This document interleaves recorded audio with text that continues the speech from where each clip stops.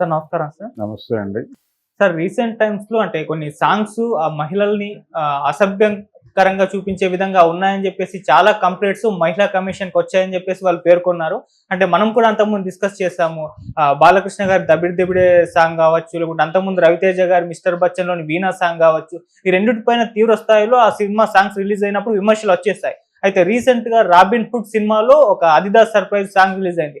అది కూడా అదే ధోరణిలో ఉంది. ఇదంతా కూడా మహిళల్ని కించపరిచే విధంగా ఉందని చెప్పేసి చాలా కంప్లెయింట్స్ వస్తున్నాయి. అందుకోసమే నిర్మాతలు, కొరియోగ్రాఫర్లు, దర్శకులు అందరూ కూడా బాధ్యతాయుతంగా సినిమా అంటే పాటలని ఈ విధంగా కొరియోగ్రఫీ చేయాలని చెప్పేసి వాళ్ళు హెచ్చరికలు అయితే జారీ చేశారు సార్. మరి మీరేం చెప్తారు ఈ సాంగ్స్ పై వస్తున్న విమర్శల పైన? అంటే వాళ్ళు ఒక సమాధానం చెప్తున్నారు. ఇలాంటి విమర్శలకి వేదికల మీద నుంచి వారు చెప్తున్నది ఏంటంటే, సినిమా అనేది అది కాలానుగుణంగా మార్పు చెందేటువంటిది, ఏదైనా ఏ కళారూపం అయినా. ఓకే. సో ఒకనాటి కళ్ళజోడుతో ఈనాటి సినిమాని అంచనా కట్టకండి అని చెప్తున్నారు వాళ్ళు. మిస్టర్ బచ్చన్ సినిమా స్టెప్ వచ్చినప్పుడు హుక్ స్టెప్ అంటున్నారు దాన్ని. ఆ హుక్ స్టెప్స్ అని ఈరోజు చెప్తున్నారు, కానీ ఇలాంటి స్టెప్పులు గతంలో కూడా ఉన్నాయి. గతంలో రామారావు గారు, నాగేశ్వరరావు గారు కూడా ఇలాంటి స్టెప్పులు కొన్ని వేసి జనాల్ని రంజింపజేశారు. అయితే ఆ రోజుల్లో వాళ్ళు చెప్పింది ఏంటంటే, ప్రేక్షక అభిరుచి ఇదట. ఈ అభిరుచితో తమకి అటాచ్మెంట్ ఉండి కాదు, లేదు తాము ఫీల్ అయ్యి కాదు, ఈ జనరేషన్ మన సినిమా చూడాలి కదా, ఈ జనరేషన్ అభిరుచి ఇది కాబట్టి ఈ జనరేషన్ చూడాలంటే ఇవి చేయక తప్పదు మనకని చేశారు అనివార్యంగా. అలా చేసినవే ఆకుచాటు పిందెజడిసే కావచ్చు, లేకపోతే ఆరేసుకోబోయి పారేసుకున్నాను కావచ్చు, మరొక పాట కావచ్చు, చిలక్కొట్టుడు కొడితే కావచ్చు. ఇలా అనేక పాటల్లో కొంచెం ఇబ్బందికరమైనటువంటి మూమెంట్స్ ఉన్న సందర్భాలు ఉన్నాయి గతంలో కూడా. దసరా బుల్లోళ్ళ పాటల్లో కూడా అలాంటి భంగిమలు కొన్ని కనిపిస్తాయి.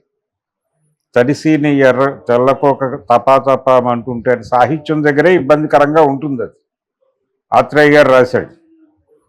అయినప్పటికీ ఆ ధోరణి నడిచింది. ఎందుకు ఇలాంటివి యాక్సెప్ట్ చేస్తారంటే ప్రేక్షక అభిరుచి అని.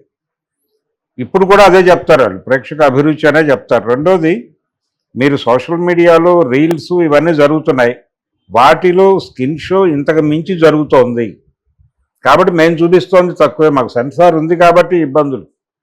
సెన్సార్ లేని ప్లాట్ఫామ్స్ ఎన్నున్నాయి, అక్కడ వస్తున్న కంటెంట్ ఏమిటి, అక్కడ వేస్తున్నటువంటి స్టెప్పులు ఏంటి, దాని మీద ఏమైనా మీకు అజు ఉందా, దృష్టి ఉందా అని అడుగుతున్నారు. దానికి ముందు సమాధానం చెప్పాల్సి ఉంటుంది. అంటే సమాజం ఒకే ప్లాట్ఫామ్ మీద లేదు, ఇప్పుడు భిన్నమైనటువంటి ప్లాట్ఫామ్స్గా చీలిపోయి ఉంది. చీలిపోయిన సందర్భంలో ప్రతి ఒక్కళ్ళని మెయిన్ కంటెంట్తో మ్యాచ్ చేయాలి. మ్యాచ్ చేయాలంటే కొంచెం ప్రతి చోట అతిగా వెళ్ళాలి. వెళ్ళినప్పుడు ఈ కంపార్ట్మెంట్లో ఉన్నటువంటి వాళ్ళు కూడా ఇటువైపుకి వస్తారు. కొంచెం ఒక్క అడుగు ఇటు వేసినా చాలు. వాళ్ళకి థియేటర్ దగ్గర 2 టికెట్లు అదనంగా ఒక సెక్షన్ నుంచి తెగినా చాలు. ఆ పరిస్థితిలో సినిమా ఇండస్ట్రీ ఉంది. గతంలో థియేటర్ ఒకటే ప్లాట్ఫామ్, ఇప్పుడు 100 ప్లాట్ఫామ్స్ వచ్చినాయి.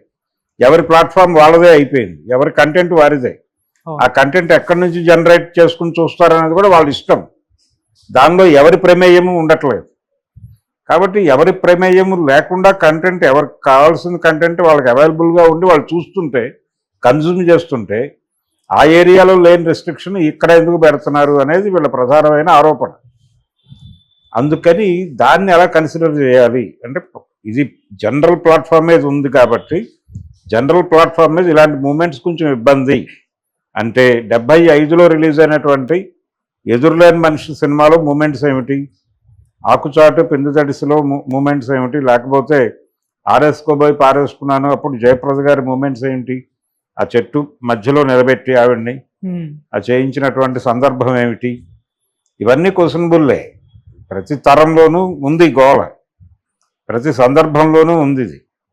కాబట్టి ఇదొక చర్చ జరుగుతుంది. గతంలో జరగటం వేరు, ఇప్పుడు జరగటం వేరు. ఇప్పుడు వీళ్ళు ఏమంటున్నారంటే మేము ఆ స్థాయి కాదంటున్నారు. సోషల్ మీడియాలో వస్తున్న కంటెంట్తో పోలిస్తే మాది 1000వ వంతు లేదు అంటున్నారు. నిజమే, అది ఆర్గ్యుమెంట్ నిజమే. ఇప్పుడు ఒక టీనేజ్ కుర్రాడు ఫోన్ తీసుకుని గదిలోకి వెళ్ళి తలపేసుకున్న తర్వాత వాడు ఏం చూస్తాడో తెలియదు ఎవరు. ఆ చూసే వీడియోల స్థాయితో పోలిస్తే ఇదంతా 1000వ వంతు ఉండదు. ఇది సో ఈ 1000 వంతు ఉన్నటువంటి కంటెంట్ ఏదో మేరకు ఒక సారూప్యత చూపించి వాడిని కూడా కూర్చోబెడదాం అనుకుంటున్నాం మేము.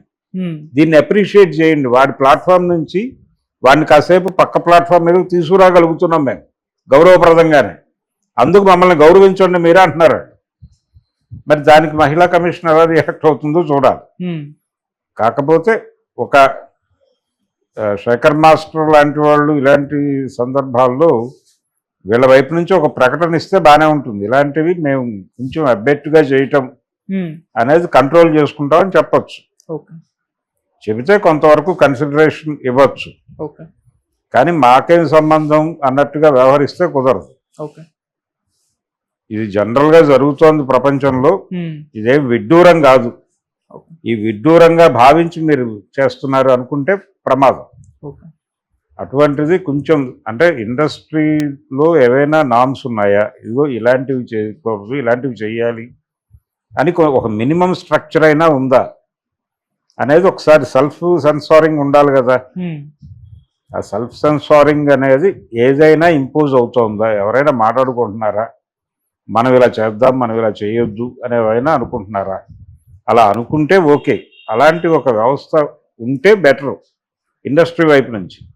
మహిళా కమిషన్ నేరుగా డైరెక్టర్లని ప్రొడ్యూసర్లని బ్లేమ్ చేసినప్పుడు దాన్ని పట్టించుకోవాల్సింది సినిమా పరిశ్రమ. పట్టించుకుని ఛాంబర్ సమావేశమై ఇలాంటి విమర్శలు వస్తున్నాయి, మనం కనీసం కొన్ని మార్గదర్శకాలు పెట్టుకుందామని వాళ్ళు ఒక స్ట్రక్చర్ డిజైన్ చేస్తే కొద్దిపాటి మార్పు కనిపించవచ్చు. కానీ పూర్తి స్థాయిలోనే అనుకోలేము. ఎందుకంటే వాళ్ళ ఆర్గ్యుమెంట్లో లాజిక్ ఉంది.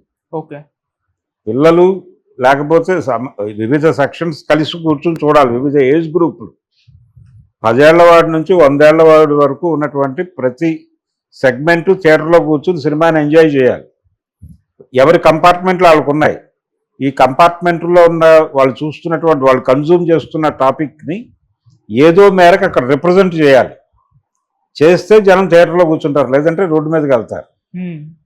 కాబట్టి అనివార్యంగా మేము ఇవి చేయక తప్పడం లేదు అంటున్నారు. మేము చేస్తున్న దాన్ని వాళ్ళు చూస్తున్న దాంతో పోలిస్తే ఇది 1000 వంతు అంటున్నారు. అసలు ఈ మొత్తం వ్యవస్థని ఒకసారి అబ్జర్వ్ చేసి మహిళా కమిషన్ అప్పుడు ఏమైనా ఉత్తర్వులు ఇవ్వగలిగితే బాగుంటుంది. అండ్ సార్, ఈ 3 కూడా శేఖర్ మాస్టర్ గారి దగ్గర నుంచే వచ్చాయి. సో ఆయన ఒక్కరే ఈ తరహా డాన్స్ స్టెప్స్ కానివ్వండి చేస్తున్నారు, మిగతా వాళ్ళు అప్డేట్ అవ్వలేదు. డైరెక్టర్స్ నుంచి ఒక ప్రెజర్ ఉండొచ్చు, కొంచెం కొంచెం మూడ్ వచ్చేటువంటి స్టెప్స్ ఏవో ఉండాలని అలా డిజైన్ అవ్వచ్చు. అలా శేఖర్ మాస్టర్ టైంలో జరుగుతున్నాయి. ఇది వాంటెడ్గా చేస్తున్నాడని కూడా అనుకోనక్కర్లేదు. వాళ్ళ మీద ఒక ప్రెజర్ ఉంటుంది కదా. గతంలో సలీం గారు చేసేవాడు ఒక టైంలో. ఈ రకమైన డ్యాన్సుల్ని నిజానికి తెలుగు ఇండస్ట్రీకి పరిచయం చేసింది శ్రీను మాస్టర్ 75లో ఎదురులేని మనిషి టైంలో. తర్వాత ఈయన కొంచెం ఫోక్ను మిక్స్ చేసి కొన్ని మూమెంట్స్ కంపోజ్ చేసేవాడు సలీం గారు. ఆయనది ఒక ధోరణి. దాన్ని కూడా వల్గర్ అనేవాళ్ళు జనాలు. ఇప్పుడు ఖైదీలో పాట ఉంది, రగులుతోంది మొగలిపోదా అని. ఆ పాట అంత దుర్మార్గమైన పాట నా జీవితంలో